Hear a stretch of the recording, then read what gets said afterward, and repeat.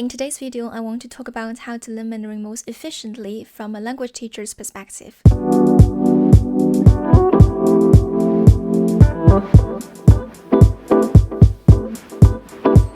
If you're new to this channel, my name is Diane. On my channel, I share language learning tips and my experience as a foreigner living and working abroad. Personally, I do not have first-hand Mandarin learning experience as I am myself a native speaker.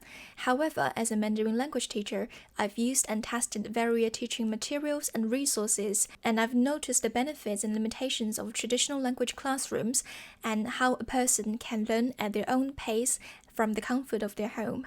So I would like to share with you a step-by-step guide on how you can make your Mandarin learning plan and make the most of it. Step 1. Set your goal. Before you start, you need to ask yourself this question: why do I want to learn Mandarin? For my experience, my students want to learn Mandarin for one of the following reasons: to communicate with their partner or their partner's family who is from China, to do business with Chinese people, to enrich their CV and enhance their employability, and finally, to live and work in China. Despite the differences of motives, they all require the learner to communicate. So if your goal falls into one of the above categories, you need to prioritize on improving your communicative competency. That is to say, out of the 4 aspects of language learning, reading, listening, speaking, and writing, you need to prioritize listening and speaking over reading and writing. With this in mind, you can already take the burden of learning Chinese characters off of your shoulder and focus on the things that matter to you. To be even more goal-oriented, you can write down what specific communicative goals do you want to achieve. For example, to order food in a Chinese restaurant, to leave good impressions in front of your in-laws. With these goals, you will be able to target and limit the amount of things you need to learn and be more efficient. Also, reading and writing cannot be completely disregarded either. As you move up the ladder and be more advanced in your language learning, you will notice the need of knowing essential Chinese characters.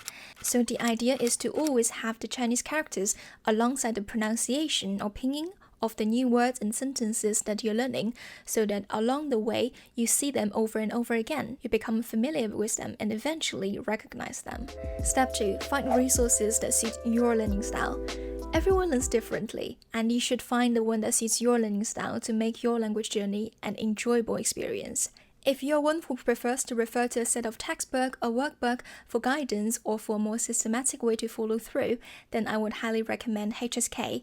HSK stands for 汉语水平考试, which is the only official Mandarin language proficiency test for non-native speakers. The test consists of 6 different levels from beginner to advanced. For each level, there are corresponding textbooks, workbooks, and audio recordings.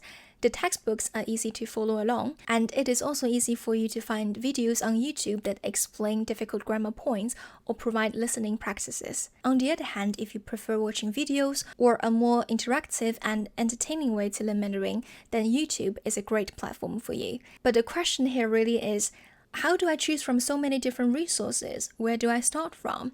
I understand how this might be an overwhelming experience for you. Even if you're learning online by yourself, it is a good idea to learn from a structured way so that you can make sure all the essentials are covered and you can scaffold yourself as you move forward. And I believe it can happen with the free resources on YouTube without you necessarily having to invest more if you have the right playlist to follow along. And to make that happen, I've watched and reviewed numerous resources from reputable YouTube channels and put them into 3 different playlists: for beginner, intermediate, and upper intermediate. These playlists aim at helping you improve your communicative competency. That is why you will notice a larger proportion of conversations and a relatively smaller proportion of grammar and Chinese characters.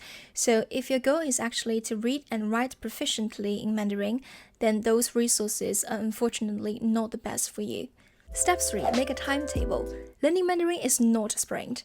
You cannot expect yourself to be fluent in 3 months, but the good news is, even if you can only spare 10 minutes a day, if you do it consistently, you will see the results. So depending on your work or study schedule, try to dedicate a time slot for learning Mandarin, whether it's 10 minutes or 3 hours per day. You need to be realistic about what you can do during that period of time and what resources do you plan to use for that time.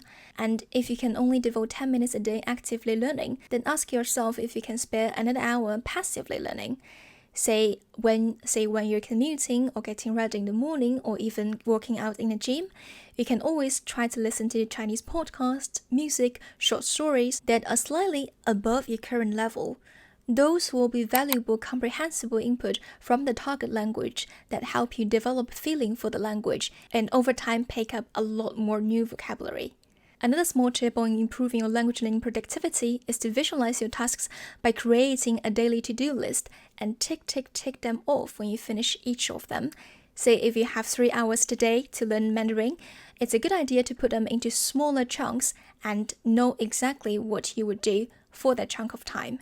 Some people prefer to write their to-do list on a physical notebook or a sticky note. For me personally, I have my to-do list electronically on OneNote, and I always tick them off when I finish one thing, so I know how lazy or how productive I am for that day and how much is yet to do. Finally, if you cannot dedicate any time at all to sit down and learn properly, then mobile apps are better options for you. Things like Hello Chinese, Duolingo, Do Chinese, and Innovative Language are all great platforms, especially for beginners. But as you go along the way and become more advanced, you will have to devote more time on your language learning. Step 4. Find a partner. Find a language partner so that your bittersweet language learning journey is not alone.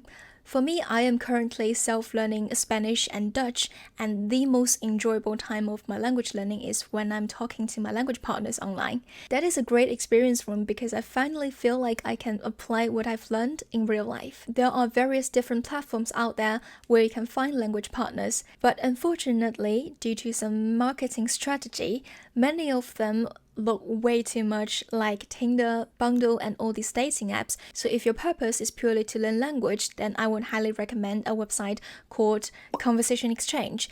It's a very old and simplistic website, I know, but it works. For my experience, there's a good chance that you can find people who are actually devoted to language learning on that platform. However, if you want to 一石二鸟, find a partner or friends at the same time, then go ahead. Tandem, italki, HelloTalk, those are all great platforms for you. And finally, of course, if you prefer learning on your own, or would simply feel a little bit uncomfortable having to talk to people, then it's absolutely fine if you skip this step. It will not affect your language learning in any possible way. Step 5. Evaluate your progress. If you have a language partner, then a very direct way to evaluate your progress is to set up a scenario and conduct a role play so that you can see if you can manage the conversation. And if you're ready to invest more and are not tight on the budget, then you can also hire a private language teacher so that the teacher can tell you what's your strengths and weaknesses. If you do not want to invest more, then another option for you would be to record yourself speaking and listen back to the recording later. Over time, you will notice how your pronunciation and intonation have improved. Another option for you would be to use free online resources to practice. Closemaster is a great platform for this. They have a rich selection of different types of exercises to practice from, and you can practice sentences depending on their frequency. For example, the 100 most frequent sentences used by native Mandarin speakers.